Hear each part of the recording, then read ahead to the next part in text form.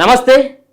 మావోయిస్టుల ఏరివేతే లక్ష్యంగా కేంద్ర ప్రభుత్వం తీసుకున్నటువంటి నిర్ణయం operation Kagar. So operation Kagar అన్నటువంటి పేరు పైన మావోయిస్టులని పూర్తి స్థాయిలో దేశంలో లేకుండా చేయడమే లక్ష్యంగా కేంద్ర బలగాలంతా కూడా ప్రయత్నం చేస్తూ ఉన్నాయి.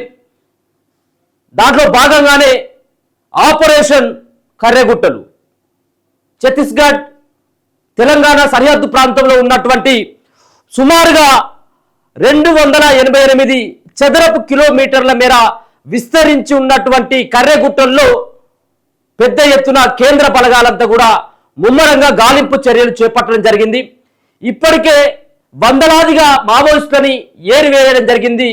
దాంట్లో కొంతమంది మావోయిస్టులు ప్రాణభయంతో లొంగిపోతే మరికొంతమంది పోరాటంలో ఎదురు కాల్పుల్లో చనిపోయినటువంటి మావోయిస్టులు కనపడతా ఉన్నారు.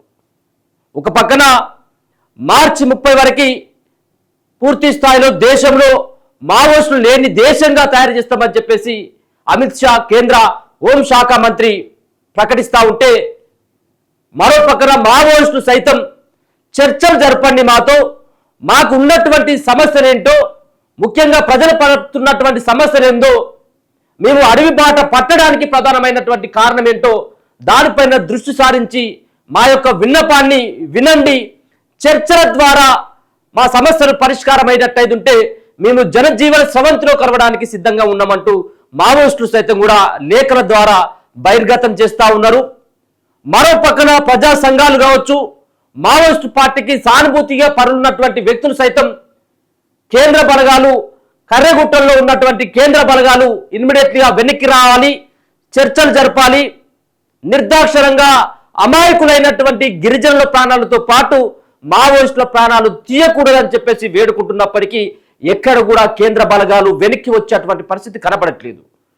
సో నిన్న జరిగినటువంటి కర్రెగుట్టల్లో జరిగినటువంటి సోదాలు కావచ్చు, మరో పక్కన మావోయిస్టుల ఏరివేతలో భాగంగా 4 బలగాలు, కేంద్ర బలగాలు 4 టీములు, ఒకటి డిఆర్జీ, మరో పక్కన బస్తర్ ఫైటర్స్ కావచ్చు, సిఆర్పిఎఫ్, అలాగే కోబ్రాతో పాటు ఛత్తీస్గఢ్ పోలీసులు ముమ్మరంగా గాలింపు చర్యలు చేపట్టడం జరిగింది. దాంట్లో పెద్ద ఎత్తున కొన్ని డంపులు కూడా బయటపడ్డాయి.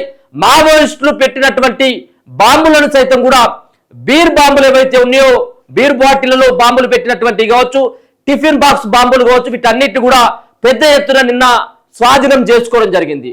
బలగాలు అటువైపు ఖచ్చితంగా వస్తాయన్నటువంటి సమాచారంతో హిడ్మా టీం కావచ్చు, మరో పక్కన దామోదర్ కావచ్చు, బర్సదేవి సంబంధించినటువంటి టీములు మరి బలగాలు వెళ్తున్నటువంటి ఖచ్చితంగా ఈ కర్రెగుట్టల వైపే మరి క్షుణ్ణంగా తనిఖీలు చేసుకుంటూ ఈ బలగాలు, కేంద్ర బలగాలు వస్తూ ఉన్నాయి కాబట్టి పక్కాగా ఇటువైపే వస్తారన్నటువంటి సమాచారంతో వీళ్ళు బాంబులు కూడా ఏర్పాటు చేయడం జరిగింది. వాటిని డిఆర్జీ బలగాలు ముందుగానే గుర్తించి ఆ సంబంధించినటువంటి బాంబులు కావచ్చు, మరో పక్కన వాళ్ళు పెట్టినటువంటి డ్రమ్ములు కావచ్చు, మిగతా కొన్ని బాంబులతో పాటు కొంత సామాగ్రిని సైతం కూడా నిన్న స్వాధీనం చేసుకోవడం జరిగింది కేంద్ర బలగాలు.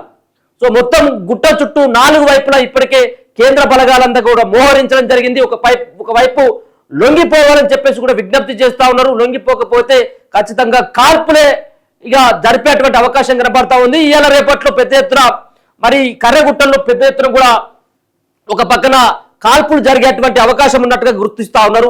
ఇంకొక పక్కన దాంట్లో ఏర్పాటు చేసుకున్నటువంటి మావోయిస్టులకి మరి కొంత వాళ్ళు తలదాచుకోవడానికి కావచ్చు, సేఫ్ ప్లేస్ గా భావించేటువంటి సొరంగాలను సైతం కూడా ఇప్పటికే పోలీసులు, మరో పక్కన కేంద్ర బలగాలు కూడా గుర్తించడం జరిగింది. సుమారుగా 500 నుంచి 700 మంది మావోయిస్టు పార్టీకి సంబంధించినటువంటి కీలకమైనటువంటి అగ్రనేతలు ఖచ్చితంగా వాళ్ళు అక్కడే ఉన్నారు.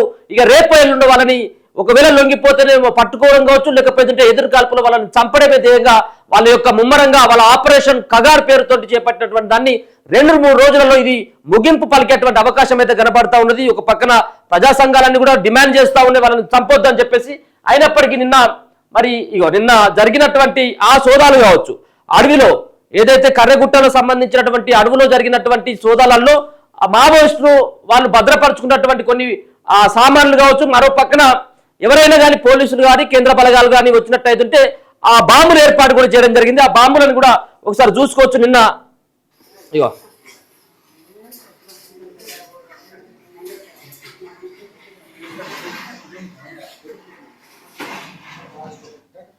ఈ కనబడతా ఉన్నాయి.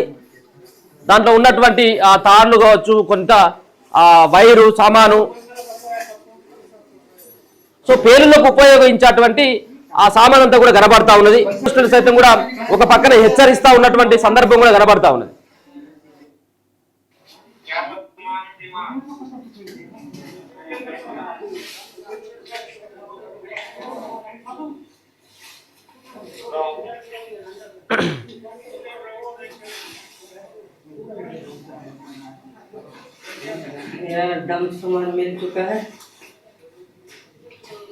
ఇవన్నీ కూడా డంపులు, ఇవి మావోయిస్టుకు సంబంధించినటువంటి డంపులు. వాళ్ళంతా కూడా వీడియో తీయడం జరిగింది. దాంట్లో ముఖ్యంగా డిఆర్జీకి సంబంధించిన బలగాలు ఆ డంప్ ఉన్నట్టుగా గుర్తించి దాంట్లో ఉన్నటువంటి వస్తువులను కూడా బయటకు తీయడం జరిగింది.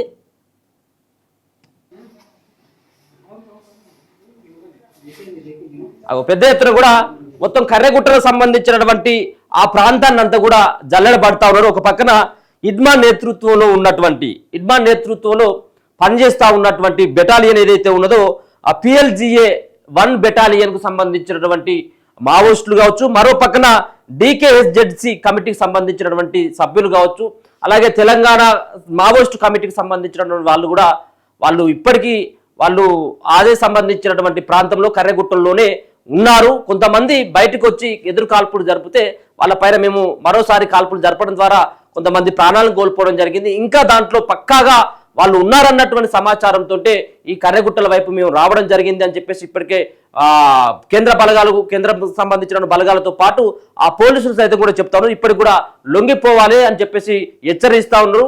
మరో పక్కన బేస్ క్యాంపులు కూడా ఏర్పాటు చేసుకోవడం జరిగింది. బేస్ క్యాంపులు ఏర్పాటు చేసుకొని ఎక్కడికక్కడ బృందాలుగా విడిపోయి అక్కడ కర్రెగుట్టలకు సంబంధించినటువంటి ప్రాంతంలో చుట్టూ నలుదిక్కుల పెద్ద ఎత్తున కూడా సోదాలు చేస్తూ ఉన్నారు.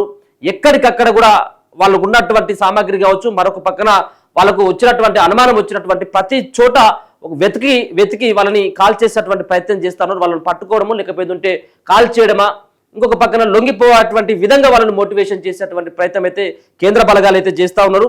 ముఖ్యంగా ఇడ్మాను పట్టుకోవాలి. ఎందుకంటే ముఖ్యంగా ఇడ్మా నేతృత్వంలో ఉన్నటువంటి బెటాలియన్ కావచ్చు, PLGAకి సంబంధించినటువంటి బెటాలియన్ సభ్యులు కావచ్చు, ముఖ్యంగా దీనికి నాయకత్వం వహించినటువంటి హిడ్మాను పట్టుకున్నట్టయితే ఇక మిగతా ఉన్నటువంటి కొంత మావోయిస్టుకు సంబంధించినటువంటి కింది స్థాయికి సంబంధించినటువంటి కమిటీ సభ్యులందరూ కూడా లొంగిపోయేటువంటి అవకాశం ఉంటుంది.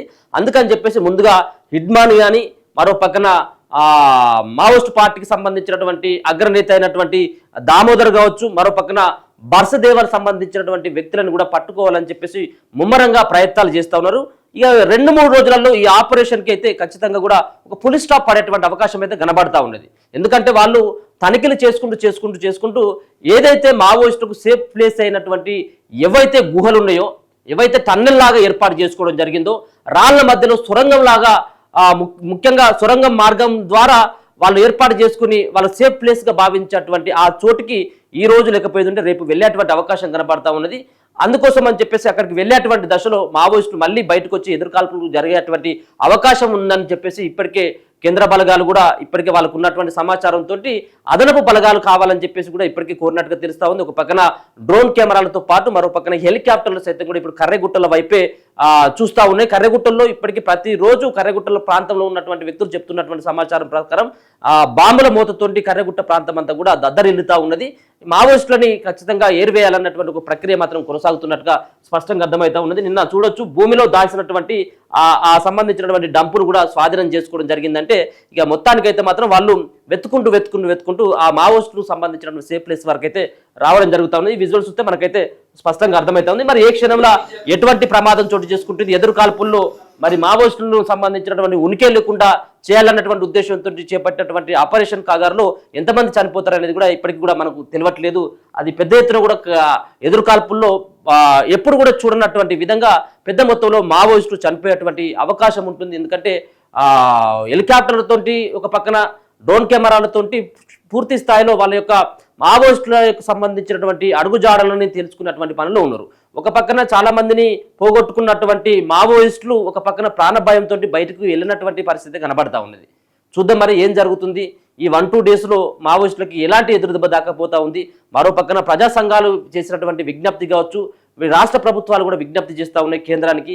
బలగాలు ఏవైతే ఉన్నాయో కేంద్ర బలగాలు ఇమ్మీడియట్గా వెనక్కి రండి, వాళ్ళతో చర్చలు జరపండి అని చెప్పేసి రాష్ట్ర ప్రభుత్వాలు కూడా కోరుతా ఉన్నాయి. కాబట్టి కేంద్ర ప్రభుత్వం నిర్ణయం ఏ విధంగా ఉంటుంది, మరి 1-2 రోజులు ఆగినట్టు అయితే కన్ఫామ్గా పెద్ద ఎత్తున కూడా మావోయిస్టులు వాళ్ళ యొక్క ప్రాబల్యాన్ని కానీ వాళ్ళ ప్రాణాలను కానీ కోల్పోయేటువంటి అవకాశం అయితే కనబడుతుంది. చూద్దాం. మరి ఇప్పటివరకు అయితే కేంద్రం ఎక్కడ కూడా స్పందించలేదు. మావోయిస్టులు ఏరువైతే లక్ష్యంగా ఏర్పాటు చేసిన ఆపరేషన్ కగార్లో కేంద్ర బలగాలైనటువంటి డిఆర్జీ కావచ్చు, బస్తర్ ఫైటర్స్, సిఆర్పిఎఫ్, కోబ్రాకు సంబంధించినటువంటి వాళ్ళు వెనక్కి రావాలని చెప్పేసి కేంద్రం ఎక్కడ కూడా ప్రకటించలేదు, ఎక్కడ కూడా ప్రకటన చేయలేదు. కాబట్టి మరి ఇవి కేంద్ర ప్రభుత్వానికి రాష్ట్ర ప్రభుత్వాల విజ్ఞప్తులు కావచ్చు, మరొక ప్రజా సంఘాలు ఇచ్చినటువంటి విజ్ఞప్తులని కేంద్రం అయితే పట్టించుకున్నట్టుగానే స్పష్టంగా అర్థమవుతా ఉంది. చూద్దాం మరి ఏం జరుగుతుంది ఈ 2 రోజులు అనేది.